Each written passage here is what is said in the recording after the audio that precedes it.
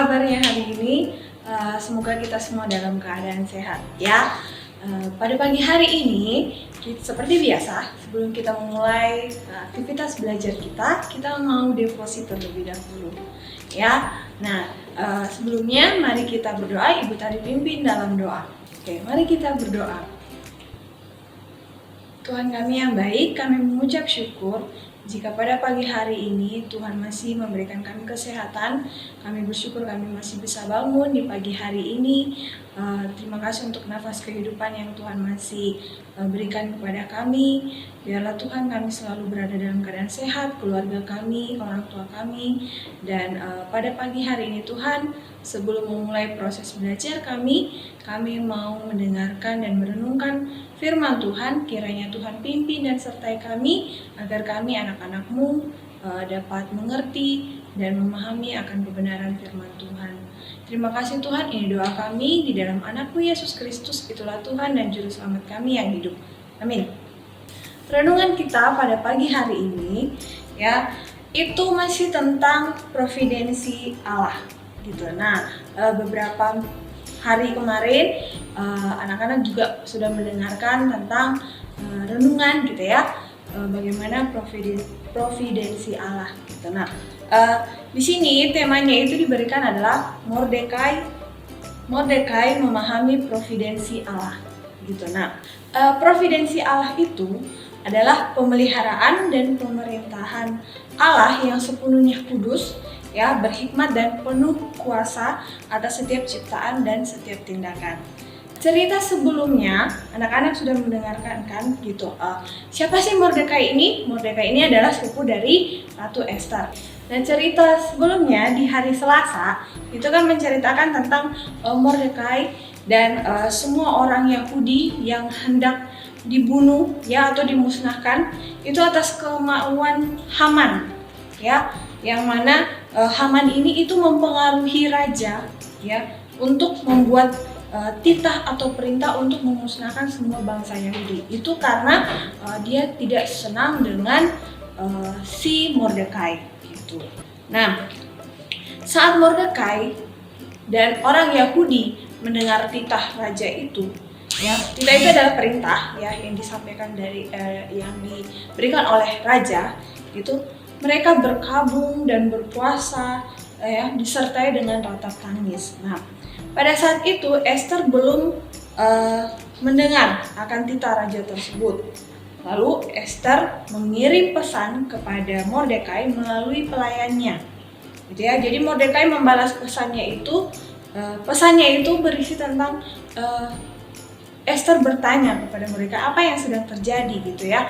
Gitu, bagaimana keadaan sekarang gitu. Nah, kemudian Mordekai membalas pesannya dengan menceritakan titah raja dan meminta Esther memohon agar raja tidak mengizinkan orang Yahudi dibunuh gitu.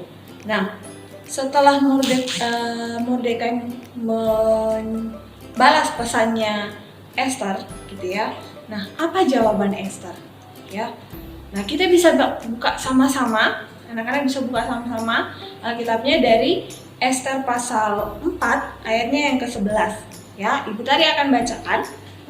Nah, ini adalah tanggapan Esther terhadap apa yang disampaikan oleh Mordekai ya.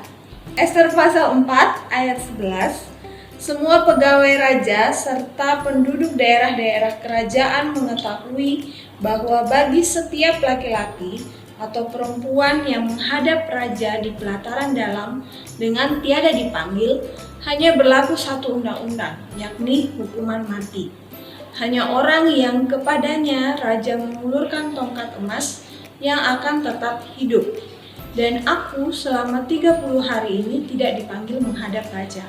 Nah, jadi ini adalah jawaban Esther terhadap apa yang disampaikan oleh Mordekai gitu ya. Nah, peraturannya di situ adalah mereka kalau tidak dipanggil sama raja dan mau masuk ke dalam kerajaan itu mereka bisa dihukum mati gitu ya. Nah, itu kalau tidak dipanggil sama raja gitu. Nah, kalau raja mengulurkan tongkat emas kepada orang yang datang kepadanya gitu, nah orang itu yang akan tetap hidup.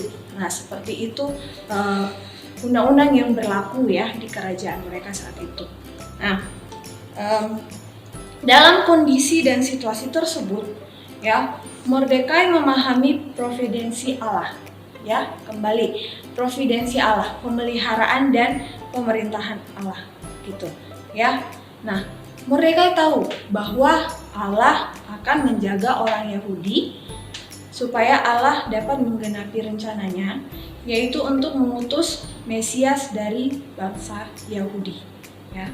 Dan bukan kebetulan Ratu Esther adalah seorang wanita Yahudi yang menjadi ratu pada masa kritis tersebut. Gitu. Nah, setelah itu ya kita akan membuka lagi dari Ester pasal 4 ayat 13 sampai 14. Situ adalah jawaban Mordekai ya terhadap tanggapan dari Ester tadi, gitu ya, yang di ayat 11. Ibu tadi akan bacakan Ester pasal 4 ayat 13 sampai 14. Maka Mordekai menyuruh menyampaikan jawab ini kepada Ester. Jangan kira karena engkau di dalam istana raja, hanya engkau yang akan terluput dari antara semua orang Yahudi. Sebab sekalipun engkau pada saat ini berdiam diri saja, bagi orang Yahudi akan timbul juga pertolongan dan kelepasan dari pihak lain, dan engkau dengan kaum keluargamu akan binasa. Siapa tahu mungkin justru untuk saat yang seperti ini engkau beroleh kedudukan sebagai ratu. Ya, nah setelah itu ya, setelah mendengar jawaban dari Mordekai, nah keputusan apa yang diambil oleh Ester gitu ya? Karena tadi kan Mordekai meminta Ester untuk bertemu raja, untuk meminta raja memohon supaya bangsa Yahudi tidak dimusnahkan gitu. Nah, akhirnya keputusan dan jawabannya Ester itu ada di ayat 15 dan 16 ya. Kita baca sama-sama lagi di Ester pasal 4 ayat 15 sampai 16. Maka Ester menyuruh menyampaikan jawab ini kepada Mordekai. Pergilah, kumpulkanlah semua orang Yahudi yang terdapat di Susan dan berpuasalah untuk aku. Janganlah makan dan janganlah minum 3 hari lamanya, baik waktu malam, baik waktu siang. Aku serta dayang-dayangku pun akan berpuasa demikian, dan kemudian aku akan masuk menghadap raja, sungguh pun berlawanan dengan undang-undang. Kalau terpaksa aku mati, biarlah aku mati. Oke, nah dari pembacaan kita tadi ya, dari Ester pasal 4 ayat 15 sampai 16 ya, akhirnya Ester memutuskan untuk pergi menemui raja. Ya, walaupun pada saat itu ia tidak dipanggil. Nah, kembali lagi di ayat yang ke-11 tadi ya tentang undang-undang yang berlaku, kalau ada yang mau hendak ke kerajaan dan mereka tidak dipanggil, tidak diundang oleh raja, ya hukumannya hanya satu gitu ya, yaitu hukuman mati. Gitu. Nah, Ester memberanikan diri untuk tetap pergi ke kerajaan, gitu ya, untuk bertemu raja. Nah, kemudian apa yang terjadi gitu ya? Apakah Ester dihukum mati ataukah raja mengulurkan tongkatnya, tongkat emasnya tadi gitu ya? Nah, mari kita baca sama-sama dari Ester pasal 5 ayat 1 sampai 3 ya. Nah, Ibu tadi akan bacakan Ester pasal 5 ayat 1 sampai 3. Pada hari yang ketiga, Ester mengenakan pakaian ratu. Lalu berdirilah ia di pelataran dalam istana raja, tepat di depan istana raja. Raja bersemayam di atas tahta kerajaan di dalam istana, berhadapan dengan pintu istana itu. Ketika raja melihat Ester, sang ratu, berdiri di pelataran, berkenanlah raja kepadanya, sehingga raja mengulurkan tongkat emas yang di tangannya ke arah Ester. Lalu mendekatlah Ester dan menyentuh ujung tongkat itu.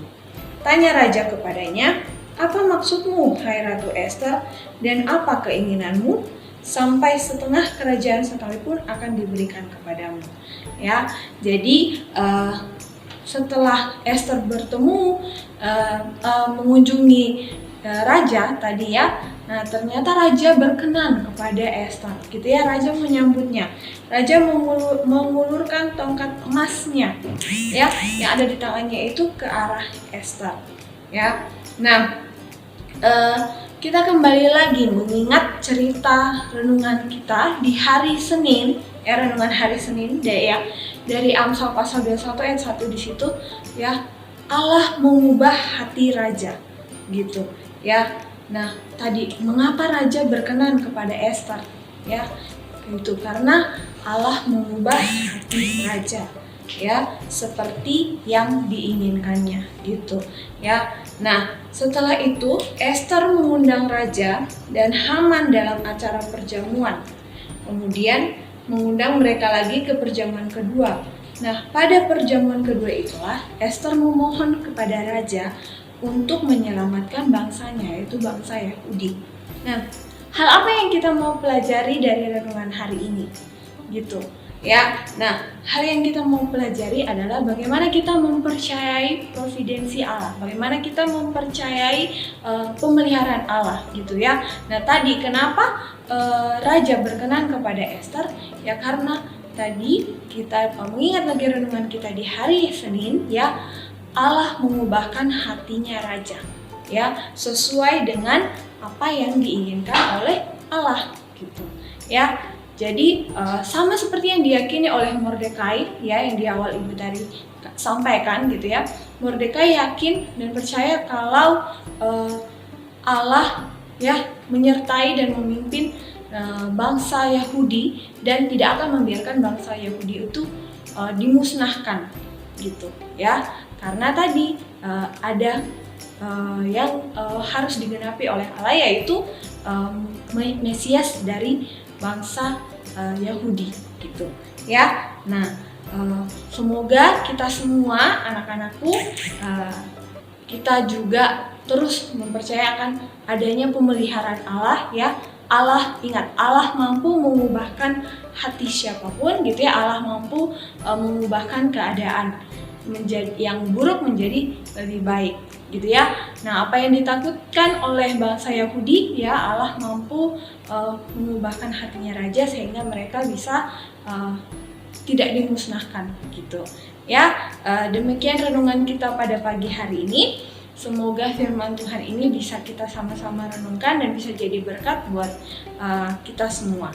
Oke, mari kita berdoa. Kami mengucap syukur Tuhan untuk firman Tuhan pada pagi hari ini yang mengingatkan kami, Tuhan terus menyertai kami, Tuhan memelihara kehidupan kami. Tolong kami Tuhan agar kami terus yakin dan percaya bahwa Tuhan selalu ada bersama-sama dengan kami. Tuhan mampu mengubahkan hati setiap kami, Tuhan mampu mengubahkan setiap keadaan dan situasi yang buruk menjadi situasi yang baik. Terima kasih Tuhan, biarlah Engkau terus memberkati kami dalam kegiatan kami sepanjang hari ini.